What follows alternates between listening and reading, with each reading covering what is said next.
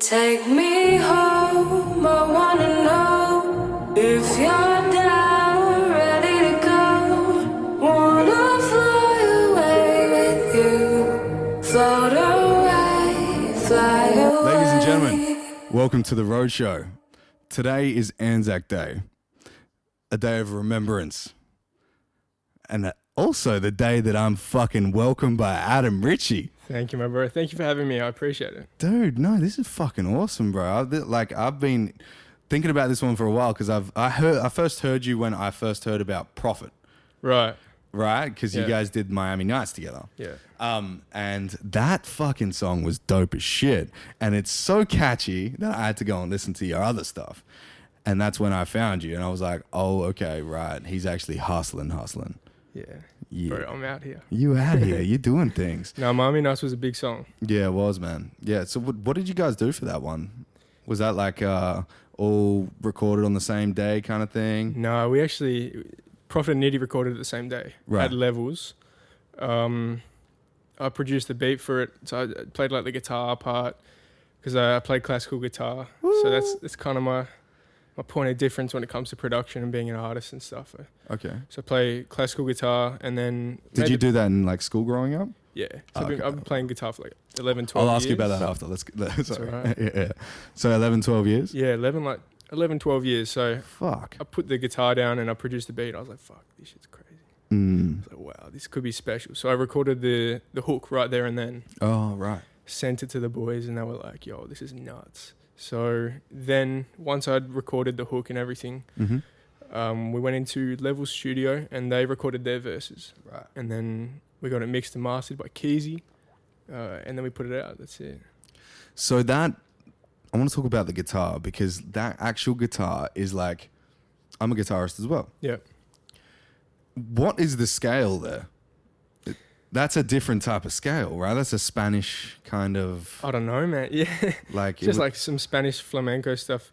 Like that's mostly what I've played. Like growing up, I played classical, right? Oh, yeah. So stuff like Spanish guitar is my absolute flavor. Like I love it, you know what I mean? So yeah. You can hear it in the song. Yeah. And like it kind of vibes the whole song because like Prophet he has a... almost like a Spanish vibe to his type of music. You know, he's sexy on the beach, you know, that kind of tan motherfucker, you know? That's the kind of the vibe that I get if I close my eyes and listen to that song, you know? 100%. It feels like a beach, right? It feels like a beach. It feels like you're in Miami. It feels like you're in Miami. So good capturing of the fucking vibe. Yeah, 100%. I had to. I was like, I've got to put the Spanish vibe down for the Latinas, you know what I mean? I was like, I'm Italian, but let me get on my European... South American vibe. I was like, let's get it. And then, man, the hook. I had to make a catchy hook. I was like, if this is going to be a song that's going to be a big song, me, Prophet, and Nitty, it needs to have a crazy hook. Yeah, for sure. So I had some voice notes that I was actually in the car with Nitty, I think. And I had some voice notes from, I think we were doing like a photo shoot or something. Mm-hmm. And I actually recorded like the main melody there on my voice notes. Oh, really? So when I went home and I had the guitar and made the beat and stuff, I kind of already had the melody for the hook there. That's crazy. Yeah. That's awesome when you can do that. I've tried to do that before on like writing melodies. Yeah. And I just don't have it. Right. I just don't have it. I've got lyrics. I've got pretty decent lyrics and I've got flow. But I grew up with like listening to Eminem. Yeah. Dude, I wanted to ask you this before. But you were like, no, let's hold. And I understand why, because I've got these questions now. Who did you listen to growing up? Dude, I listened to everyone. My biggest, I listened to so much Michael Jackson. For real? I was obsessed, man. Like, me too, in man. primary school, I performed Michael Jackson at like me the talent shows, bro. Me too. I did, bro. Dude, I'd like dance and stuff. Dude, I got VHS tapes of me like dancing at like, it was like my nonno's birthday when I was like 6 or 7. Wow. I'm like singing Michael Jackson, doing the moonwalk. That's crazy. Bro, so he was like a big influence for me. A lot of like old school Jason Derulo. Yeah. Like in my head vibes. Trumpets. Yeah, bro, trumpets. Chris Brown. Sea Breezy. Chris Brown, he was massive. Like I'd forget about like how much he influenced like the R&B scene. He was huge. Man, he did heaps up until Rihanna. Yeah. Hey, He did heaps up until hands started getting thrown. arguably he's done heaps afterwards, but you know he has, right? surprisingly, yeah. He has. Yeah, no, that was obviously a joke, man. He's been so influential to the whole music scene, even 100%. the dance scene, dude. Nuts, dude. I used to like sing his songs in the mirror and dance in the mirror when I was like little. Yeah, Like just Chris Brown stuff. You know what I mean? so Like, cool, bro. Yeah. dude, I've actually always been obsessed with music, so I've listened to all that. But then I also listened to stuff that my parents listened to and that they used to play during the house. Yeah, Like mum used to blast Italian music and like would dance with me and stuff, dude. Bro, Gianni Morandi and like some like amazing Italian artists that I still love, Beautiful. like the old school stuff. You know what I mean? Yeah. My nonna used to listen to Il Volo. Oh, So, bro, beautiful. On like a record player. no, she used to work like on the tapes, On like, tapes? the video tapes. Yeah, right, and just run it through the She had a TV. stack of tapes. Ooh. Yeah. Some beautiful stuff. So I grew up Man. listening to everything from like. Did she have one of those pop-out cassette player tape things, or My was other it? nonna did. Yeah. Does yeah. Yeah, they're cool, man. Yeah. I love those old school things. And Anyway, the so- sound sounds amazing. Oh, dude. On old, like even vinyl stuff, Bro. dude. The sound and vibe of it compared to like, dude, MP4s and WAVs, like MP4s. I'm sorry, MP3s. Not a fan, but obviously, but WAVs They're sound amazing. amazing, right? So amazing. Mm. I don't know, but the vibe on like a vinyl, but it's different. It's actual raw recording. Like it's physical, like notching into that. Like that's why the needle has to run over the top of it. Yeah. Because it's actually feeling the vibe of the vinyl. It's a vibration on the needle that creates the frequencies, which is like, wow. It's pretty crazy, eh? It's pretty crazy, man. Like I think we overlook that technology. Like, and there's not everybody does, right? Because there are some like, I think West Coast Hi-Fi in, where are they? Netherlands. Yeah. They have fantastic like record players and stuff that are actually like their technology didn't slow down. I did speak about this on the podcast already as well, but there's this type of record player that's portable. Right? And you put it on top of a record that doesn't spin and it goes around the fucking record. I've seen that. That's crazy. And then that connects to a Bluetooth speaker and that plays it through the Bluetooth speaker. That's nuts, eh? And it continues with the vibe of what you were saying. Was that on a Shark Tank? That was on a Shark Tank, yeah. Right. Yeah. And I've looked at them in store as well because they have them at West Coast Hi-Fi. Yeah. And it's like, wow, like this technology actually, it didn't stop, you know? Like, and I think that's a beautiful thing. Like, especially some of the best recordings are on like old analog microphones. And there are still people that love that sound, man. Man. Like we're talking about it right now. Like the sound is so iconic with that little bit of crackle. Yeah. Like we actually try to emulate it in our Lo-fi. music nowadays. Like Yeah. some beats, I put like a vinyl crackle in the background. It sounds so good. So, Do you ever put it like, have you ever sidechained it? nah. Oh. Yeah, sidechain reduction over like a melody and then turn it way the fuck up, cuts it in a weird way that you wouldn't think it would. Yeah, and like you just turn the sustain a little bit. It's like Yeah, right. It's really, really cool. It's like a flutter. Yeah. Yeah. I mean, you can reverb that and reverse reverb that and all that. Yeah. Like there's so much you can do with production. Yeah.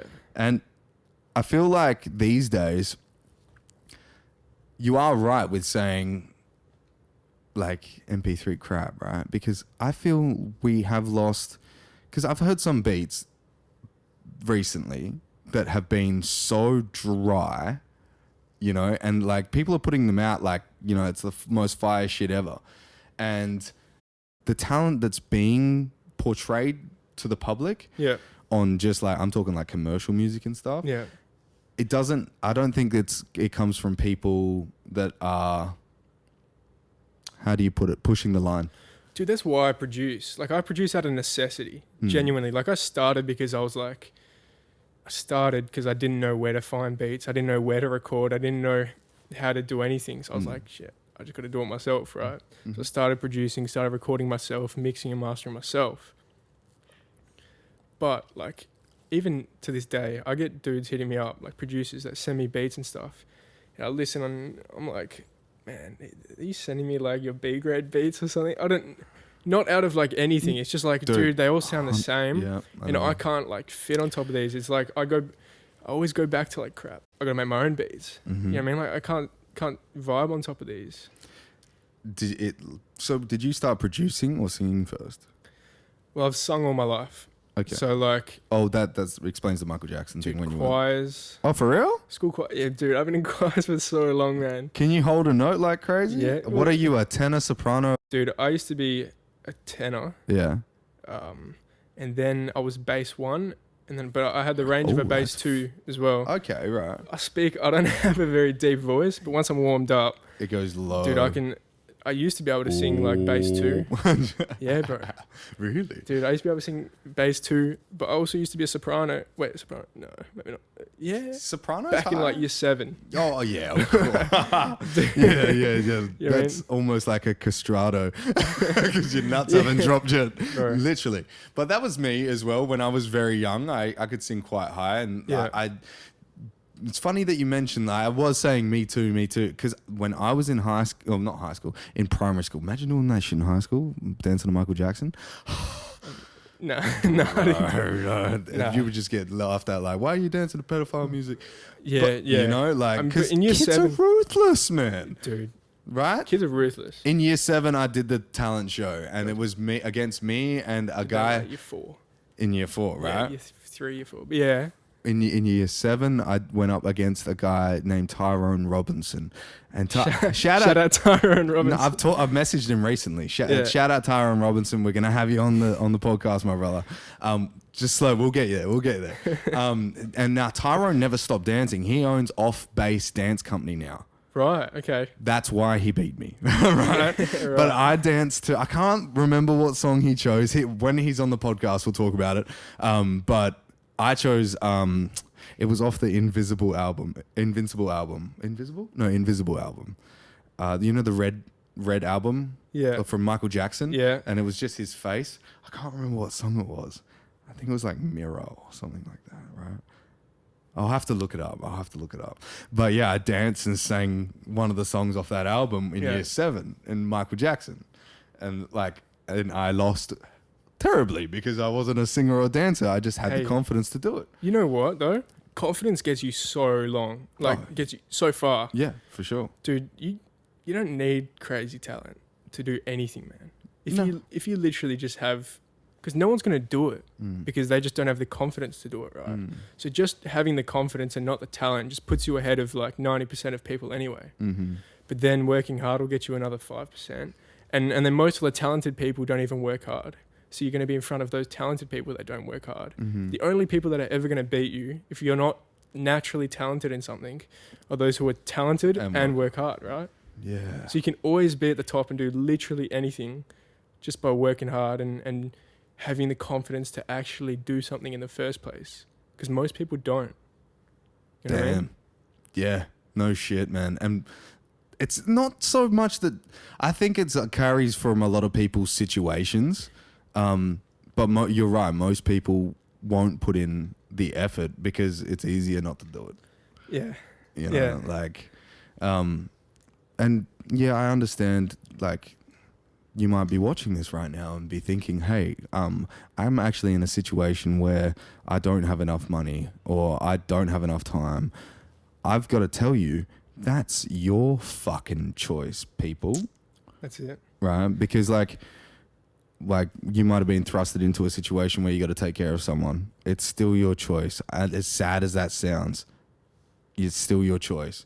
But look at all these success stories, right? It's always... Dude, they're always from the bottom. Yes. Right? And it's because people that actually have the opportunity to do it, not everyone, but a lot of them are too comfortable already, right? Like, I find myself sometimes, like, I can be self-critical. Sometimes I'm like, shit, I'm too comfortable right now. I need to start working like I'm broke. Like I've got absolutely nothing. Like I don't have a house to come to tomorrow. Mm-hmm. You know what I mean? Mm-hmm. So people with absolutely nothing that have no other option to make it or be where they want to be, but to do something great are the ones that end up doing something great. Because there's no other option. They have to do it. But if you've got something already and you're comfortable and you're like, shit, I really want to do that, you won't achieve it if you're in that space where you feel like you have something to fall back on. You know what I mean? Like if you have a plan B, you're almost you're almost giving yourself an excuse already to be able to fail. I can't remember the story's name, but we were actually talking about this on the way back here, just before we got back. And I was having a little bit of a rant in the car, and I was talking about, if I'm going to do this podcast, right? If I'm going to do it, Yeah. I've got to burn my bridges, which is I need to go full time, nothing hold me back, no safety net. Let's fucking make it work, because the only way to make sure that it fucking like it goes crazy is like to burn your bridges. Now the story goes like this. There's a I think it was 300 soldiers or 500 soldiers or something like that get on boats. And you can burn your bridges, burn your boats, same thing. They get on these boats and they go over to another island to conquer. And I think it was like, I can't remember the war, but I'll if I remember to post it in the comments, I'll post it in the comments. Yeah. Google this, bro. But I know the Are burn you stoned? What's going on? I know the burn the ships, or like set the ships alight, or burn the boats. Something. Yeah. So they go over. No option to go back. They no option to go back. So what they did, they were commanded to burn their ships. Yeah. By their leader, and everyone was like, no, we can't do that. And it was like, yeah, we need to, because if we don't, we're not going to fight as hard, because we know that there's a way to turn around. Yeah, exactly. Yeah. It's like the quickest way to swim was to learn how to swim, like quickly jumping in the deep end and just going for it, right? Mm-hmm. If you have a hand on the wall, you're going to learn how to swim eventually, but it's really slow. Yeah. It's going to take the longest amount of time, and you've got the hand on the wall, and you're not going to learn how to swim as quick as anyone else. Exactly. If you have assistance with security, stability, anything that makes you feel comfortable, right? If you have a reliance on, a reliant tendency to like grasp onto those things, yeah, you're always going to be looking for that. It's like the easy way out of doing something. Yeah. You know, there's did you find it? What's the war? Is there it's like a actual time that happened? Or was there anything? Can't find it. Nah, don't worry about it. That's all right. Yeah. So like, cheers, bro. there's always gonna like. That's why I trust a lazy person to do like an hourly rate job. Right? Because they'll find the easiest way to do it, but it'll get done. Yeah, sure. You know, like always, if there's a process to doing something, if there's a hard job in front of you, Yeah. right, a lazy person will always find the easiest way to do it. Yeah, but they'll cut some corners. Yeah, for sure, and you'll have to patch it up with some duct tape afterwards. Well, it depends on what you're talking about. Yeah, you know, like but like, you can't be lazy with a career that like actually requires you to do more effort than just the general public. Yeah. Like, you can't be lazy with that. And I feel like if you have those kind of like bridges or boats or whatever, that kind of security, you're just not going to be like going as hard as you could be. Yeah, bro, I'm still working on that. Yeah. I'm dude, I'm still like I study at uni at the moment, and I feel like though I love learning, but it kind of is one of those things where I'm like, shit, at what stage do I kind of burn the boats? You know what I mean? So I've got to, but then I'm also figuring out if that is actually a wall to hold on to, or if it's something positive. Like, why not be able to study? You know what I mean? So it depends. I don't know. Yeah, exactly. It depends if you're like, is it a hex debt? Yeah, of course. Yeah, they're rough. There's gonna be a hex debt. Nobody talks about those, and I'm willing to, bro, because like they are rough, and I think it's parents need to listen to this. We push our children to learn when they're younger, right? Because it gives them a knowledge of the world, so they don't hurt themselves and they don't fall into traps, because there are con artists out there. But when a kid gets to about 14, 15, 16, that age period in their lives is a crucial development time. If not the most crucial. Exactly. And you can really tell what a kid is going to be whether he's going to be a criminal, whether he's going to be somebody. Like, it's kind of weird, right? Because in that time of your life, you develop into like essentially the most well, I'd say consciously removed part of existence, which is you are going through puberty. Your testosterone goes through the fucking roof. Yeah. You don't have control of your ego, right? So it's just like you've got all this instinctual shit. You start to get boners, bro, and you're like, what the fuck is this?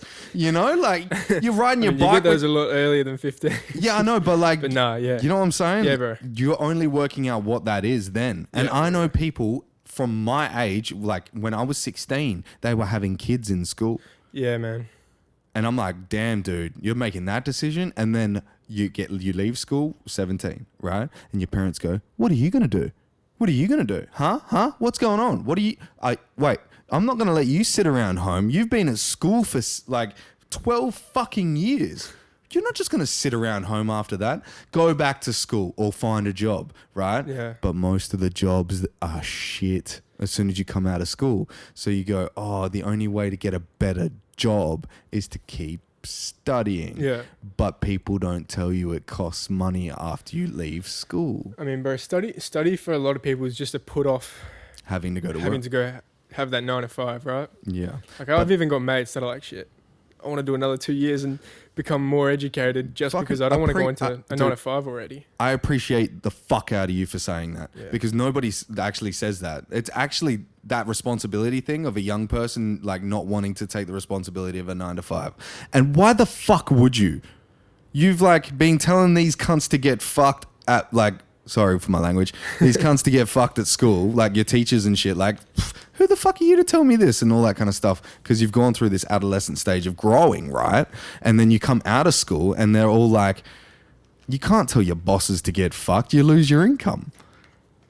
So you're kind of like, oh man, maybe I should go back to school, you know? And like my parents have like, if he goes to school, maybe he'll get a good degree and then he'll have a job that will actually pay him well or her well, you know? But not even like, just like the responsibility of having that 9 to 5 early. It's like, dude, you're missing like 5 years worth of life that a lot of other people are having, right? So it's not wanting to like, dude, you're going to have this life until you're like 60, right? You're probably going to die having a 9 to 5 because these days, like in my nonos era, you could work 2 years, 1 year, 1 to 2 years and be able to buy a house. Right? Yeah. You'd literally make enough to buy a house in 2 years, right? Nowadays that's impossible. Yeah, the right? 30-year thing came in. So it's like you're not going to be anywhere near well off enough just having like an average 9 to 5 that when you're 60, you can retire, right? So, and the average male life expectancy, I believe, is like 60, 65. So it's like you're most likely gonna die still working, right? It's like if you're gonna do that, average life expectancy in Australia is 80 now. Is it? Yeah, bro. Jeez.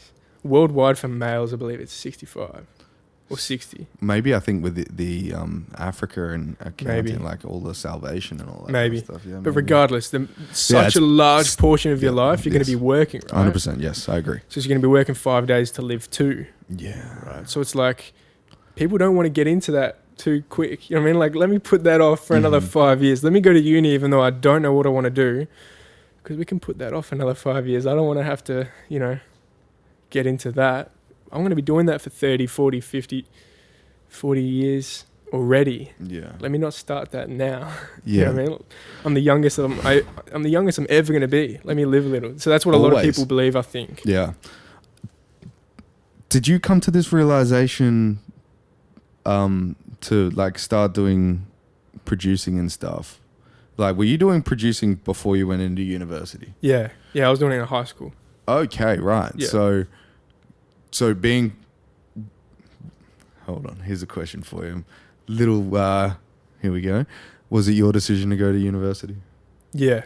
Yeah, your parents didn't force you? No. My parents would never force me. Yeah, okay. They strongly encourage getting a degree. Yes. Do either of your parents have a degree? No. Okay. No, they don't. So there's probably they see value in it because they strongly encourage getting a degree because today's not like how it was. You know what I mean? You could get so far within any institution or anything just by working your way up. Mm-hmm. Nowadays, it's slightly different. It's who you know. It's who you know, and it's also that piece of paper, right? Yeah. So my parents would never force me to do anything, but they obviously strongly encouraged me to get a degree, because they really value education. You know, I can tell they do, because your values are highly educational. Just talking to you prior to like this conversation was, it was like, oh damn. Yeah, like we lived 5 years with my nonna, like at my nonna's house. Mm-hmm. Like I slept in the same bed as my brother for like 5 years. Like obviously nothing like crazy, like bottom of the barrel. You know, like we were perfectly fine. But you know what I mean? Like my parents, like, of course, struggled to send me to like, and my brother to a good school. Mm-hmm. And like struggled their ass and worked their asses off to like send me to a good school. Yeah. Because they valued education so much. You know what I mean? Yeah. So it's kind of me looking at uni and being like, okay, I understand that my parents value education and value that piece of paper that'll get you further than the next guy, because it proves that you're able to stick something out, and it proves that you're able to comprehend things and learn things. But it's not a true indication of maybe what you know, because at the end of the day, you're regurgitating information, which I think is a flaw with today's universities and schooling systems altogether. With the rigidity of it, for sure, yes. Yeah. Because everybody's being taught in the same way. Yeah, bro. It's not necessarily the information, because I think it's necessary to know about like dictators and all that kind of shit, like especially in like general schooling. But some people don't learn just by audibly, or like you got kinesthetic, visual, or audio, right? So touching and like actually feeling something, or like using your eyes or hearing something. Yeah. We've got 3 different modes of learning, and to assume that everybody in the class is going to stare and listen. There's a lot of creatives these days, because of social media and because they are exposed to. Everybody knows who Drake is. Yeah. Right? Why? We only know, like, we can only hold 150 names in our head. Why is one of them Drake? Cultural significance, hey? Exactly. And because he pushes himself like a motherfucker, right? And because his artwork is fucking primo. Yeah. And because it influenced culture. There's a lot of different facets to that. Yeah. But it is ingrained into our memories now. Now, it's 70 years ago, somebody as big as Drake wouldn't have that same bing in everyone's mind. Right. Because we're all connected with social media and screens, and like you can see Drake. I know what he looks like. If I saw Drake walk past right now, that's Drake. Dude, you feel like you know Drake. Maybe not you personally. No, yes, you're right. The average person, they feel like they know Drake. Exactly. Yeah. You know what I mean? Because it's saturated. That person has saturated themselves into us, which is like that capability is something that we have these days. Now, and you're able to show off so much of your personality that previously you'd only be able to like close friends, right? Yes. So we know so much about him and his life that previously, pre-social media days and all that sort of stuff, no one would really know about him. Mm-hmm. So you get all these formalities out of the way of, oh, what's your name, what's your age, all that sort of stuff, and you go so deep that you feel like you know him, you know, like a friend would know someone. So like with Let's Take God's Plan, that song. Yeah. Right? When he went to those schools. Yeah, man. You felt that shit. Yeah, that was sick. You know, like he audibly one of the best songs ever created. There's a lot of breakthroughs that him and Lil Wayne went through to create the sounds that they've got now. And just us talking about that video, visually compelling, audibly beautiful. Yeah. And it made you feel something. Kinesthetically, it made you feel something. You could feel that, right? Like when he was giving back and he's like, all these kids are like, oh my God, this is crazy. Yeah. So like we were learning about that person in 3 different ways, bro. I think this fucking camera's just... we were learning that Do you know how much of that we just lost? No, I saw it change. Oh, okay. Yeah.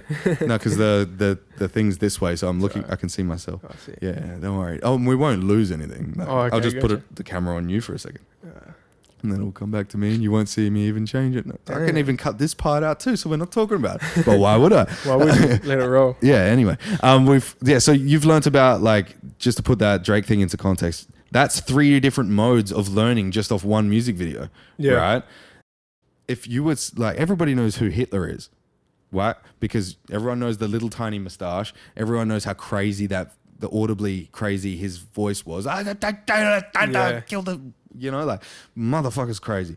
And then you had the feeling that it gave you as well, like fear. That dude instilled fear into people, right? So everybody remembers like when you learnt about Hitler in school. Sure. Everybody. Yeah.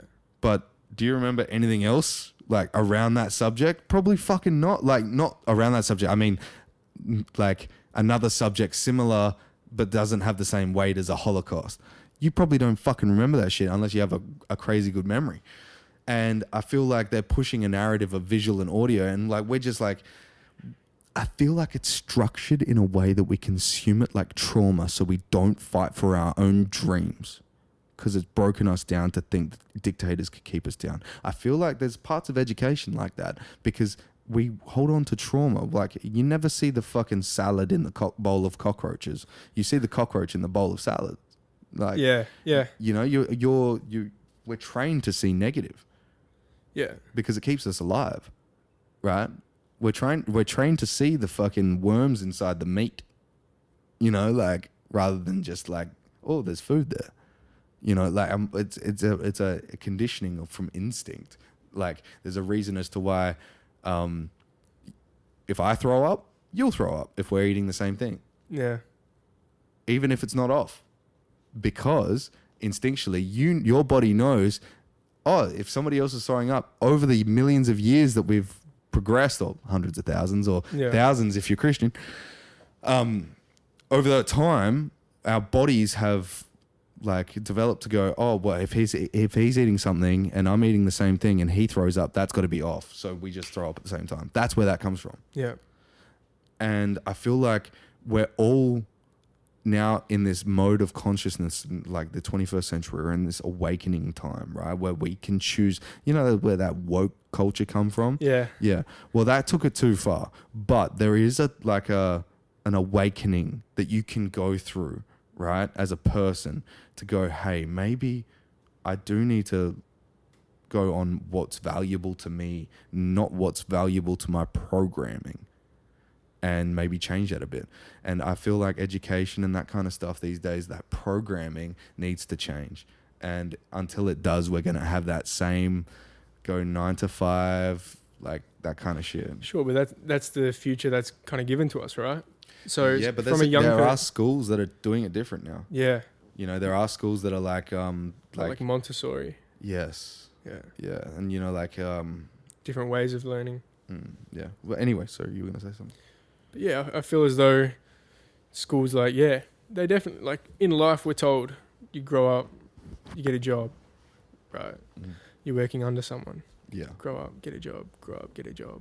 So that's ingrained in you and in everyone for so long that it starts to mean something to you, right? If you're told something's important, then you start to believe that it's important, regardless of whether you would have if you'd just seen it as it was, right? We just lost that camera. Did we? Let's go on a break. All right. 1 second. Don't forget your thought right now. I just forgot it. Did you? Yeah. Well, we'll go back and listen to what it was. We are back. Dude.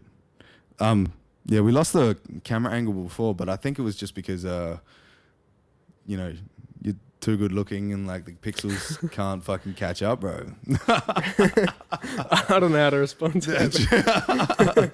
Bro, so fucking like when you were like young, like I've had this question in my head since we got off the podcast, but like your classical guitar stuff. Yeah. Did you learn that in school or was that a part of your own curriculum? I learned that in school. Okay. And like, were you in a band to begin with? No. Oh, okay. All right. No, it's always been like solo stuff pretty much. So I started playing when I was, dude, I don't even know. I just know I've been playing for like 11, 12, maybe 13 years. Yeah. I've been saying 11 years for like the past 2 years. So 13 years. So it might be 13. Yeah, okay. Bro, I don't know. That's normally how it goes. Yeah. But no, I just started playing.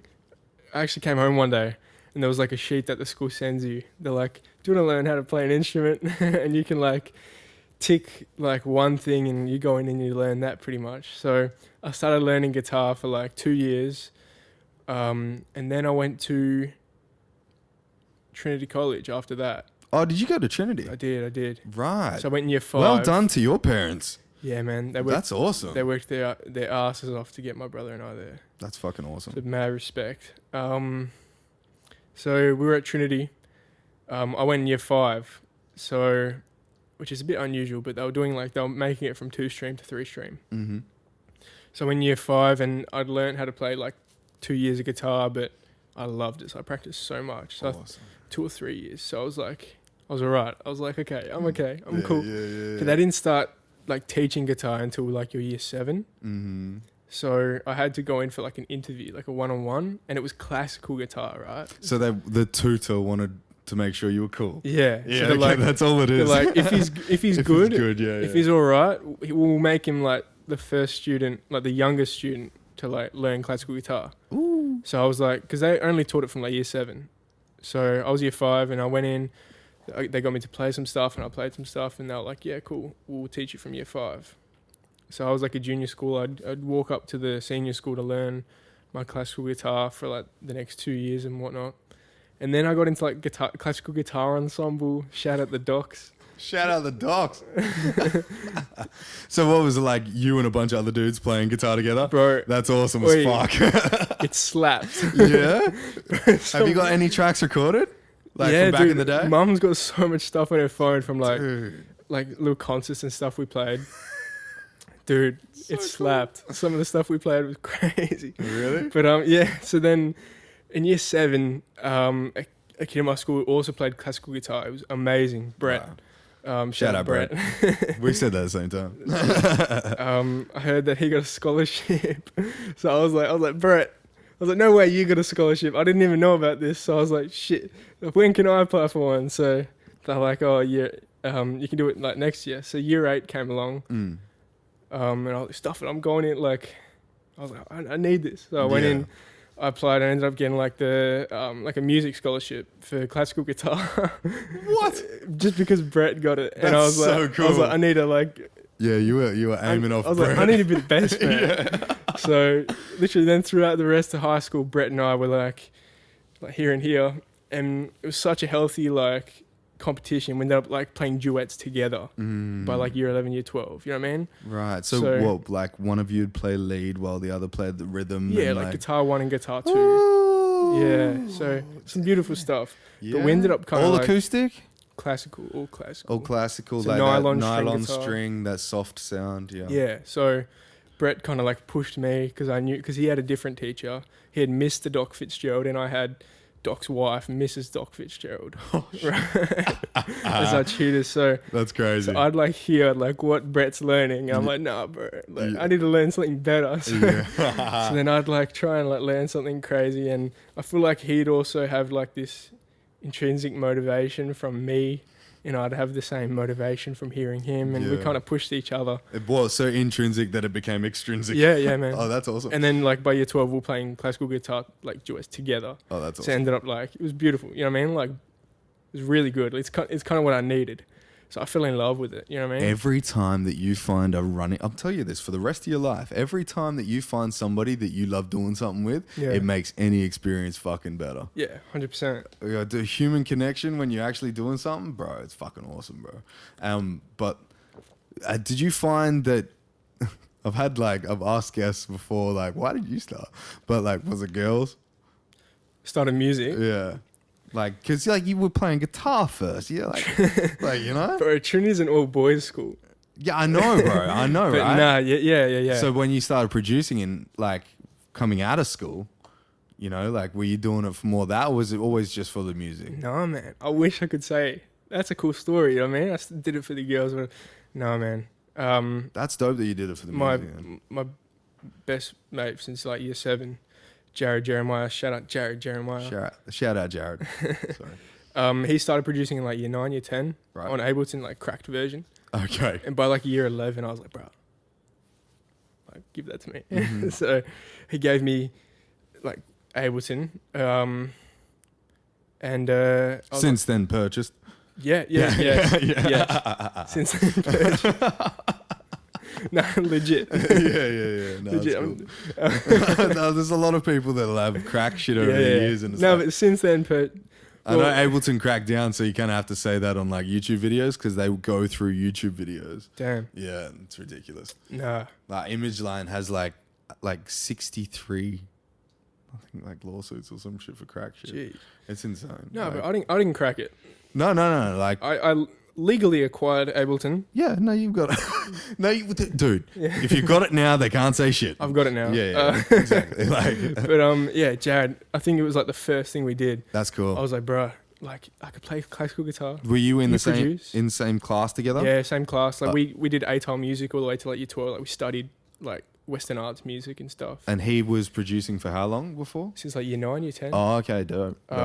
So he's a percussionist and I'm a classical guitarist. So he just bangs stuff together. He's amazing. So yeah, I was like, dude, produce the beat, like the drums.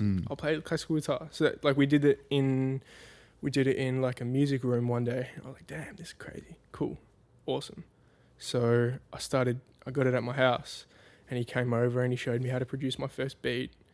And so I just went from there. I produced my first beat and then just started laying vocals over it. And I knew. How was the beat? Dude, surprisingly, I was like, dude, Fire? this beat slaps. Yeah. Dude, to this day. Oh, wow. To this day. Oh, wow. Because I've heard some of my first ones and they are not good. Dude, I was like, wow. I was like, that's interesting. Yeah, but dude, coming from a music background as well. Yeah, now when you've got like musicality and it's already like in you and you've listened to 2 billion songs and you know how a kick should sound and you know when to put hats and when to do this and when to do that and chord progressions of music and counter melodies on top of that. It's like you understand. And then the software simplifying the structures and all that kind of stuff. Yeah, exactly. So it was actually, I found it simple. It was so much simpler than the stuff I was studying in school because that was all like actual theory. You know what I mean? Yeah. So I found it like relatively easy. So I went from there and I just started recording, man. But I wasn't Adam Ricci back in those days, you know. Yeah. I was recording under like I released a couple songs under a different name. What was the name? I won't disclose it. Tell me away from this so I can look it up. Yeah, bro. Yeah. No, you can find it. It's not hard. I'm not ashamed of it. You know what I mean? Like, say the bloody name then. Nah, brother.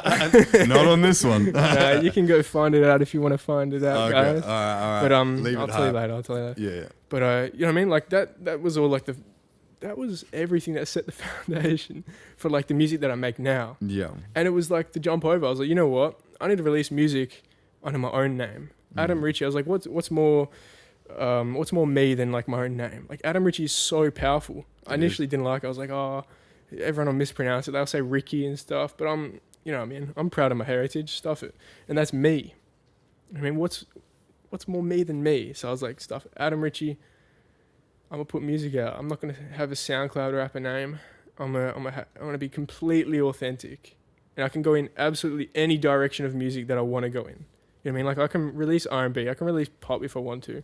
I've got like a pop R&B EDM track that is unreleased. You know what I mean? Dude, my goal is to one day put out an EP. By the way, I heard that song. Which it's one? fire. The EDM track they showed me. Oh, that was a club one. Oh, that's not it? No, bro. Oh, bro, I can't wait to hear the other one, man. Yeah. Holy shit. That's the next one. But yeah.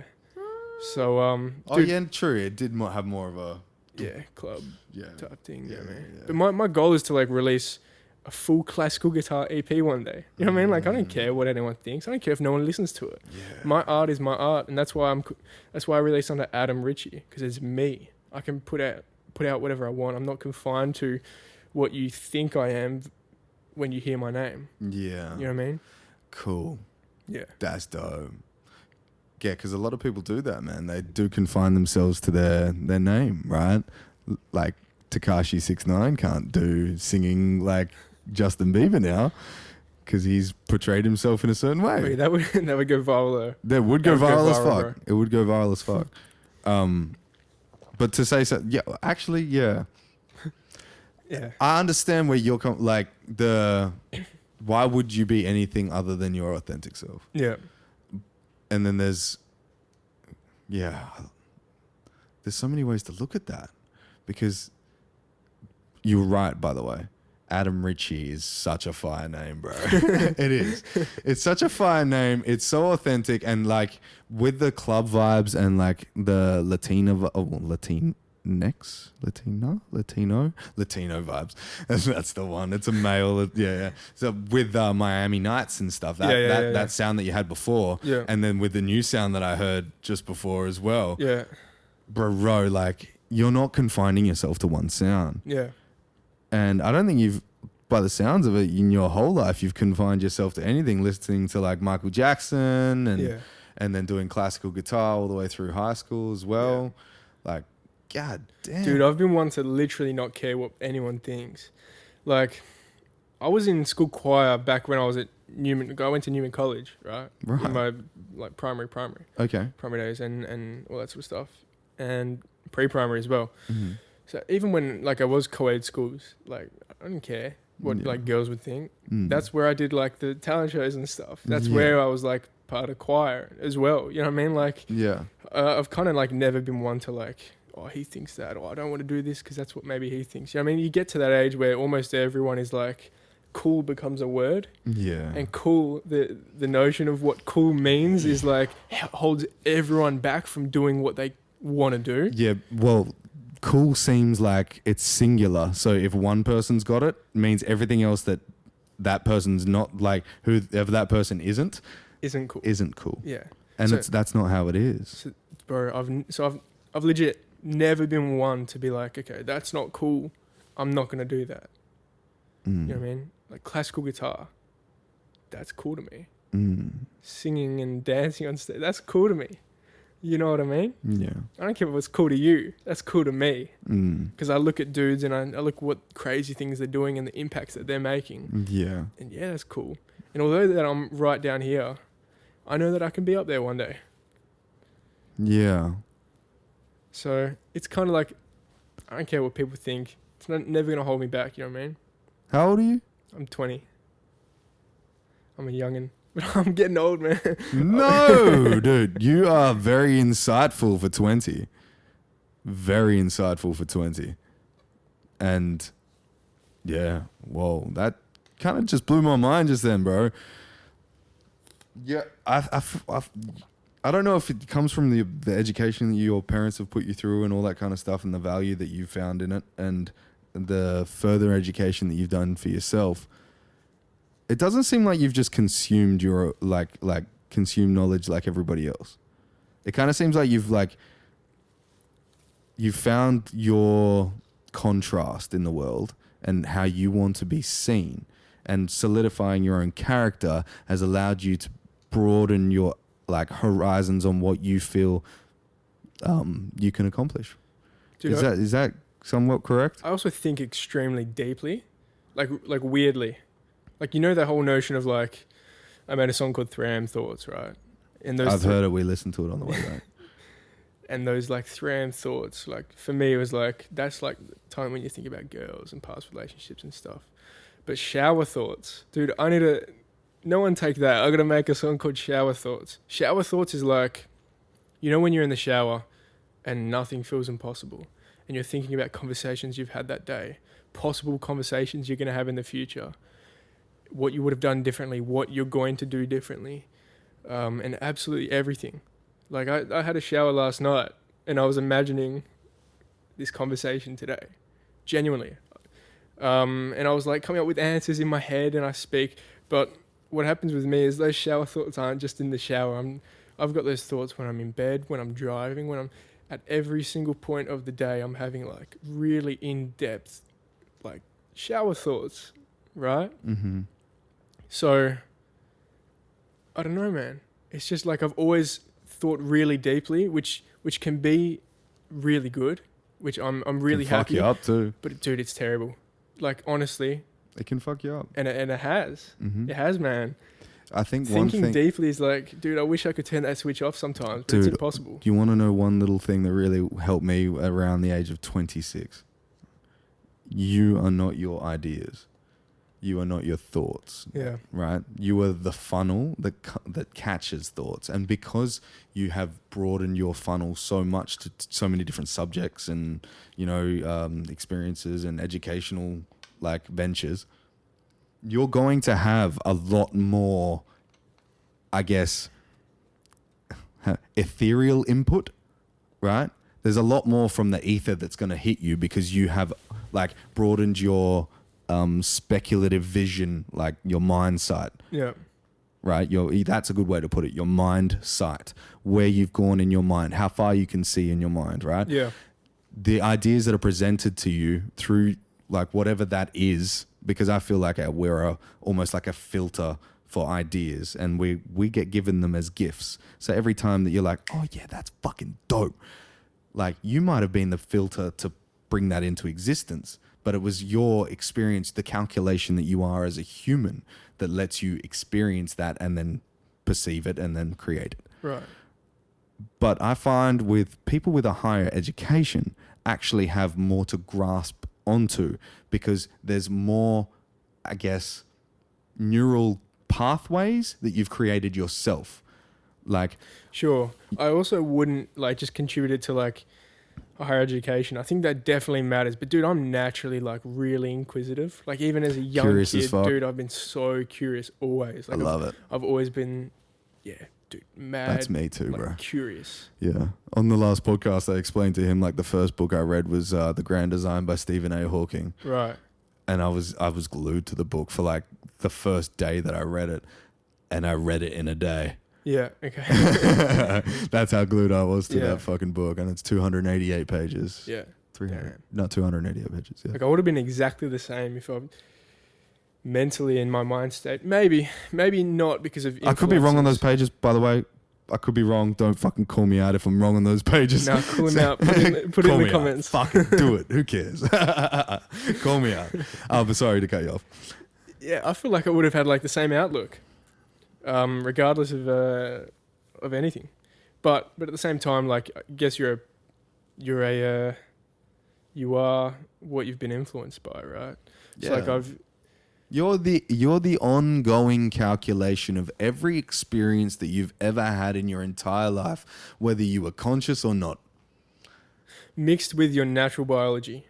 Because you could get two people with 100%. different biology that have the exact same experiences throughout their lives, and they're going to be totally different people. Yeah, 100%. Yeah. Yeah, that bio variability is just crazy. Like the biodiversity that we have in this world is so wild that like two people can look exactly the same and have completely different IQs, could have completely different outlooks on the world, and could be completely different people. Like personality wise can be completely different people, could look exactly the same. Like twins, I know twins from high school that were like so polarizing that wasn't funny, but they were the same fucking person. Their DNA was exactly the same. Genetically identical. Yes. And like it's just wild. Like there used to be a video game called Fable. I don't know if they still have it around anymore, but like during the video game, like you would start as a kid, and throughout the video game you would get more and more like older and like more wise, right? Yeah.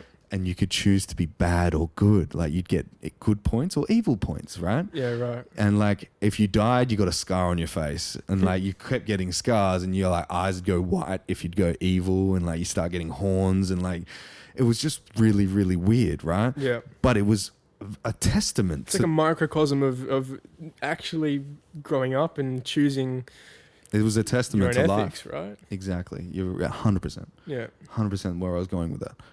That's exactly what this is. It's a microcosm of the experience of life, and you can find yourself doing like, because in that game, it's crazy because you can go like evil all the way. Right, and then bring it back, but you still have all the scars and the scars of where the horns were, like, and that's the ongoing calculation of life. And games would be regarded as art, right? Yeah, art imitates life. Life imitates art. Correct. Yeah, and sometimes I feel art can steal the beauty of life because we focus too much on the art and not where the art lives inside of life. Just let that sit. Think about it, man. Yeah. All art is created in life. Yeah. You can't perceive anything. Well, we don't know if you can perceive anything after this life. That means everything that you perceive as art is life. So art imitates life. No, art doesn't exist without life. Yeah. So don't let the beauty of art make you forget about the beauty of life, because sometimes you'll hear a song and you won't listen to the music, but you'll be so in your emotions that you'll feel the pain in the words. And you're living that. And you're living that. It's life, yeah. Yeah, and it's life. And that's where that experience comes from. Yeah. So sometimes art can be so intoxicating. So like, and look at like YouTube, right? They like the algorithm and all that kind of stuff. Like there's Ari Shafir, the comedian, Joe Rogan's friend. He did the experiment where he looked up puppies constantly and it just showed him puppies.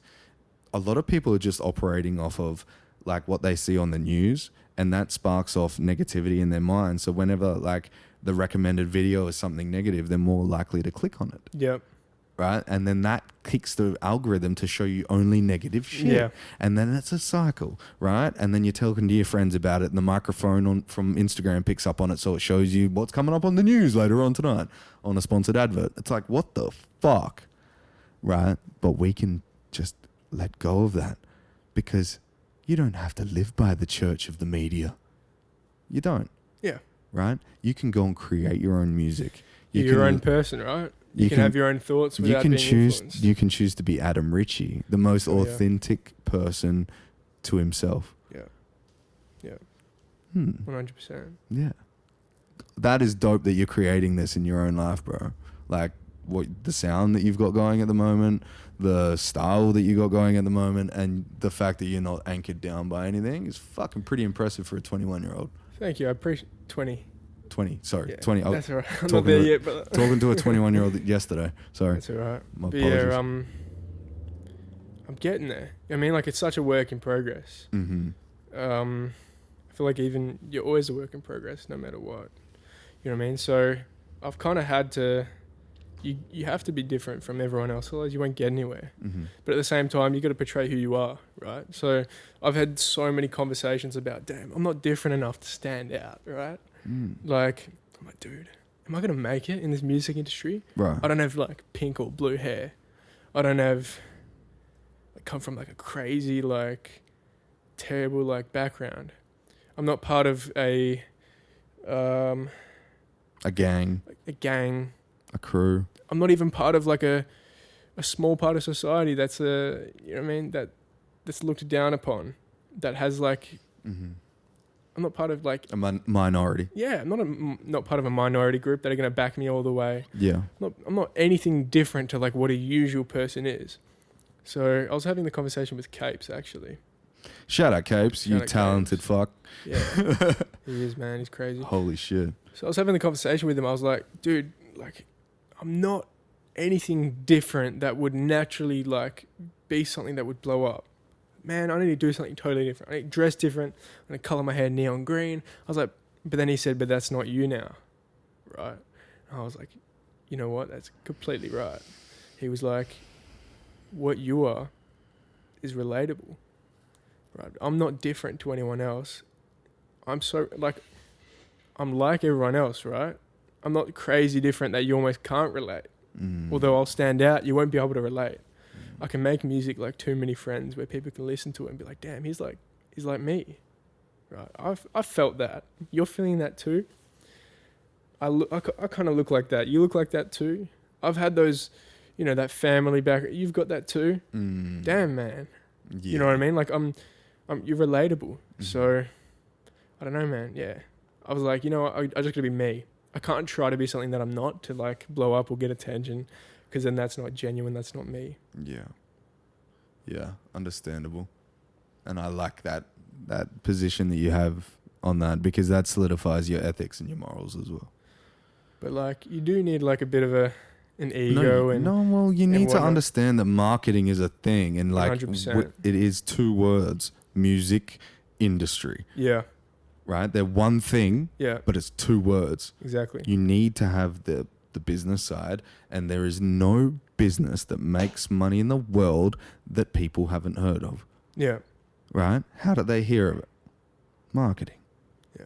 Somebody told somebody else about it. That's marketing. Yep. You know, anybody talking about anything is marketing. Like, really think about that. So you need to put yourself out there to be marketed properly. But what's funny with human nature, we can tell if someone's faking really easily. 100%. Island boys. Bro. You know what I'm saying? Yeah. They're here today, gone tomorrow. Right? Yeah. That's why they're on Cameo for $860. You know what I'm Trying to saying? make a quick buck while they can. While they can. Well, Right. why wouldn't you? Wouldn't you? Like, 100%. if you sacrificed your face and stuff, and like all the best rappers that are already big have that, and you just did that to try and get to their level, but they've already like that's been done. Yeah. So it's not crazy enough anymore. Yeah. You know, it's like, whoa, what are people willing to do these days? Right. And that's where we push the line. And I think where you're going with this, like that authentic route, is not a lot of people are like seeing like that as a fucking route, because all of their heroes are like fucking, big crazy hair, crazy shit, undercutting everyone, being a snitch, whatever the fuck it is. But you're trying to push longevity, right? Exactly. That's my idea. It's like, I'm not trying to be here and blow up overnight. I don't have much foundations yet. It's like, I'm trying to set my foundations over the next year, 2, 3 years. And sure, if one song blows up, everyone can see all my other music, but I've got a foundation, right? Yeah. That's strongly built. I don't need a gimmick. Exactly. You know what I mean? Like gimmicks A to me, once-off. bro, gimmicks are here today, gone tomorrow. Because once you've seen a gimmick, think about this, right? A card trick. Magic is only magic to you because you don't know how it works. Yeah. Once you know the Whoa. secret, Oh, hold on. Magic is only magic to you because you don't know how it works. because you don't know how it works. Dude, once you learn the secret to a magic trick, it's no longer magic. And you think, oh, shit, that's how it works. Yeah, right. Then you forget about it. Right. But if you don't know how it works, you'll be thinking about that for the next day, 2 days, 3 days. You know what I mean? You're like, fuck, how does that work? How does that magic trick work? Yeah. Right? Yeah, no. It's fucked me up before. Yeah. Yeah. Yeah. That's a good point. And dude, so solidifying that, it's almost like being authentic is like for longevity purposes, for your own mental health, for marketing even, because when you're 30, 40, you know, you'll be pushing Adam Ricci still. Yeah. But Adam Ricci he hasn't got the set path already. You don't know what you're going to be doing. But it's also me. It's you know also what I mean? Like I can do just whatever you. I want because it's still me. It's still my name. It's still who I represent. What I represent today and who I am as a person might be different to who I am in 10, 20 years, but it doesn't matter because that's who I am. But if you're someone that you've come up with a new name for yourself, not knocking anyone that has, like it's very industry, like that's normal, right? Yeah. Well, Eminem's done it well. You know, Sure. like, yeah. yeah. No, if you're able to make it the brand you're fine. For sure. But if the brand is now your sound, The thing that you're chasing. bro, Yeah. if you ever want to do anything different, you're stuck because that's not you, right? But if it's Adam Ricci, it's me always. I can do whatever I want. If I want to make country music in 10, 20 years, I'll make country music. You know what I mean? If I want to make... Have you tried? Nah, bro. It's not my vibe. Nah, man, I don't really listen to that. Not a lot of people like that shit, man. But you know what I mean? Like classical guitar, like that's me. It's Adam Ricci. Yeah. I don't have to make hip hop forever or R&B forever. I can make absolutely anything I want because that's me. I can, you know what I mean? Like, Yeah. I'm trying to be authentic. Oh, by the way, when I say not a lot of people like that shit, I'm obviously joking. Everybody loves country. Nah, dude, he meant it. He meant it, guys. I did not. We'll I did not. I love country. I do. Destroy him in the comments. If you, if you've heard "Bow in the Back," have you heard that song? It's a song I can't remember. Is it country? Yeah, it's country, dude. But like, it's a dude who sits with a piano and just sings. You trying to save yourself now? No, From all the bro. country people that are gonna I'm come for telling you. you, like, even as a person that doesn't like country yourself, Yeah. go listen to that song, "Bow in the Back." It's Beau, like Bo. The name, yeah. The name Bo. It's about his dog. Bro, a tearjerker. Damn. Just pulls the heartstrings, bro. I'm telling you. I heard in the full accent as well, or what? like, oh yeah. No. You clip that. No. Hell no. No, but like no, he does a fucking can you Google who that's by? Bow in the Back. Sorry, Jay. Yeah, no, it's a fantastic song, man. And that I'm sure actually, it's fantastic. that changed my outlook on like what music can be. Because anything that provokes an emotion, literally anything. Yeah. Dude, there's a song that we're talking about in like year 11, Western arts music, when I was studying music guitar. Mm-hmm. We never like studied it because there's not much to study. Yeah. I can't really remember the name of the song, but it's literally just blank for like 3 minutes and something, I think, right? So the performer sits at the piano, he opens it up, he sits there, Yeah. and he waits like 2 minutes. Oh, no. And then he flips the page and he waits like another 2 minutes or whatever. And then he stands up, bows, and gets a clap, right? And walks off. And that's the piece. Really famous, dude. Down. It's on Spotify. Go listen to it. It's just nothingness.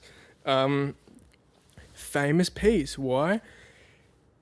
The whole idea of it is that the music is the breathing, the breaths in the room from the audience, the little cough here and there. You know what I mean? The audience just sitting there. It's the experience of the audience. Right. So the music is experience. So music is absolutely anything that can provoke an emotion, right? Even this piece that is a Western art music piece, very famous, that has nothing. How many views is that? Bro, heaps. Millions. Dude, he would have made so much money. Dude, do you know how many streams it's got on Spotify? Holy shit. It's just white noise the whole Really? Like, oh, bro, I gotta do that. I gotta do that. Wait, you could play that piece. You're a musician, my guy. You could play that piece. Fuck yeah. And now you're a pianist. Yeah, true. True. Anybody can. Dude, you just need to flip a page. Just flip a page. What if it's only one sheet of music? I don't even need to do that. No, I think it's two. Oh, yeah. Fuck. You have to flip a page. Shit, I should have fucking learned theory before I said that joke. That's the thing, man. I fucking learnt on electric guitar, man. I started when I was fucking like 14? Yeah, 14. 13, 14. Shit. Yeah, so my mum bought me my first guitar and I was like, I'm going to lock myself in my bedroom and do it Trivium style. And that's what I did and just learned. Yeah. Dude, my first song that I learnt properly all the way through was Before I Forget by Slipknot. Yeah, right. Yeah, it's just a heavy ass song, you know? Hell yeah. Wild times, man. Wild times. Yeah. Did you like do it just love for music? Right. You just learned out of just like a love for music. Yeah. And we're back. Hey, see, it was nothing, bro. Nothing. You know what I'm saying? What's technical difficulties, man? Nothing in Nothing, a podcast. Bro. Like literally, we've always got spare cameras and like all that shit. So we're good. We're good. Actually might knock it off like this podcast. It's calm, bro. It's like an hour and 30, hour and 40. Really? Yeah. Damn. It's a big one. Remember, because like the cameras stopped and then we kept them going. Yeah. And then we had a break and then we kept them going again. So that was like us, True. hour and a half. Damn. It's one of the longest podcasts we've done yet. I could go for another 2 hours. Literally, bro. Do you want to? Like, it's still going, bro. We can. So how many brothers and sisters do you have? Because you said you had a big family. I've just got one brother. Oh, so you're like me. Are you the Yeah. youngest? I am. Same. Youngest child. But actually, now I've got 2 brothers. That's right. I remember I saw it was it with Zero? You were talking about it. Yeah. So that happened just this week. Yeah. I met my little brother. How was that? Wild. Yeah? Wild, bro. I wasn't anticipating the amount of like feelings and different emotions that I had from it. Yeah. It was wild, bro. He's exactly like me at that age, but instead of music, it's books, and he wants to be an author, like a novelist. Good on him, man. Bro, I'll show you the book he wrote me. How old is he? 12. That's amazing. He wrote it when he was 11. Yeah. It's called Dragon of Mountain High. Shout out Tyrone. I hope Jeanette show him this. Shout out Tyrone. Not all the swearing parts, but he's allowed to say shit Just this now. part, yeah. He's allowed to say shit. He's 12. Hey, that's their rules, not mine. Dude, this kid is literally everything that I like. Everything that I hope for in like a person, not just a brother. Right. You know, he's he's been through a lot. Yeah. You know, like, and then still being such a nice kid, being wild with his imagination. Yeah. And just being, you know, like, I ran at him and he ran at me when I saw him the first time. We gave each other the biggest hug. It was brothers. First time meeting. First time ever. He was born when I was 18.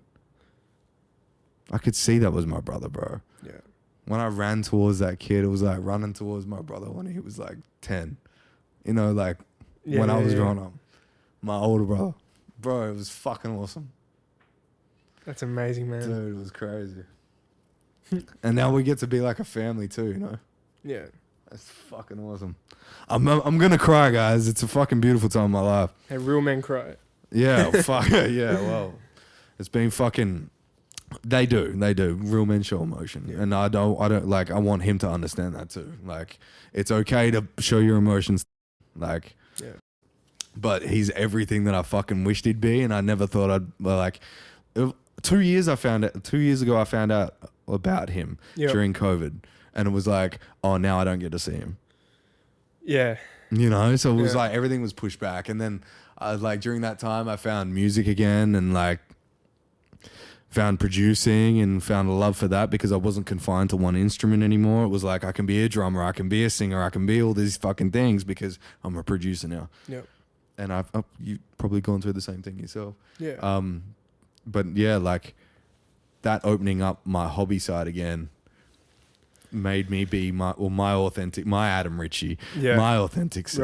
Right. Dude, having a passion is so underrated. Oh, dude, right. You know how many people, even like girls and stuff, you know how many conversations I have with people and it's like, I never ask like, what do you do? Mm-hmm. Like, what do you do for work or whatever? Like, I feel like, bruh, like don't ask me that. You come up with that, dude. People ask me that question. What do you do?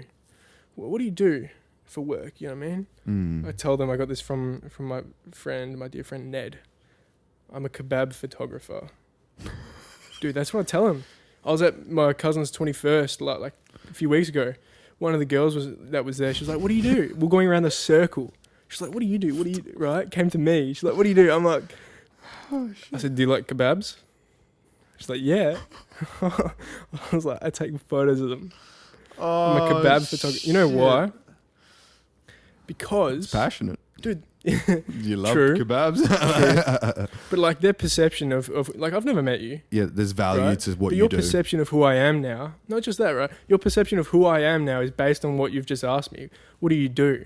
It's not who are you, right? So a question more like what are you passionate about is like so much. You get to know someone so much more, right? You get to truly know who they are through their passions. But if you ask them, what do you do? It's such a shallow question. There's one of my favorite fucking quotes, dude. And I think it was a Comanche was asked, "What do you do for a living?" And the Comanche said, "I breathe." Yeah. Bro. Yeah. Right. Yep. Dude, I want to thank you for being here today, man. Thank you. I want to thank you for being fucking Adam Ricci too, bro. Keep on this train of authenticity, man. You're going to do fucking wild things. You're only 20. You're spoken like this at 20. You've got the goals, the aspirations. I think don't stress too much about like direction at this point. Just do the work. Yeah. It'll come, man. It'll come, my Whatever's brother. meant to happen will happen. How can people fucking get in touch with you, dude? My Instagram, Adam Ricci. It's Adam Ricci. ADAMRICC. That's the 3 I's at the end. 3 I's? Dude, some dude took just Adam Ricci. Really? Some other Adam Ricci. Okay. Instagram can like do a thing. I don't know. Yeah. But it's got 3 I's at the end. Spotify, Adam Ricci. Mm-hmm. Yeah, man. Adam Ricci on everything pretty much. Fuck yeah, dude. And you've got music coming out soon? I do. Do you want to say anything about it? No, we'll keep it hush. We'll do another fucking podcast. I like talking to you, yeah? Yeah, bro. For sure. I mean, there's a lot of music coming out. I've been pushed back. Sorry to keep it. No, you're cool. I've been pushed back for a while. So, like, I've been trying to put out music. Yeah. But, what's been pushing you back? Well, you've been dealing with some health issues too, right? Yeah. Well, yeah. So fucking, you had the inflammation of the heart. Bro, like, we were meant to do this at the end of last week, right? Yeah. And, yeah, so like the last 3 months, I've just been like... You've had pericarditis. Pericarditis. And that's from the vaccine? It is. Yeah. So just hospital a couple times. Yeah. No, there's been a few bad reactions. I haven't been able to I haven't been able to record vocals for like the last couple weeks now. Yeah. Just because like my heart rate gets too high. Is that right? Yeah, but I can't exercise for a month apparently. So my heart rate gets too high because I get too excited when I'm recording. So last week I was meant to have a meeting for a music video and I couldn't because I was in hospital the day before. And same with like a meeting for something else I was meant to do. Yeah, for a photo shoot for something, but it's all right. In due time, everything gets pushed back for a reason, I guess. Everything happens for a reason. Health comes first, you know what I mean? So just got to take care of myself. Oh, yeah. Well, we've talked about like chemicals and vitamins and all that kind of stuff that help, obviously. And I will load you up with some shit before you leave for sure. Brother. Dude, thank you so much for coming. Thank you for having me, man. I appreciate it. This was a fantastic chat, bro. Dude, we got deep. It was very deep. I liked it. Man, we'll talk again. All right, well, goodbye, ladies and gentlemen. Have a great night. Happy Anzac Day. If you're down, ready to go, wanna fly away with you. Float away, fly away.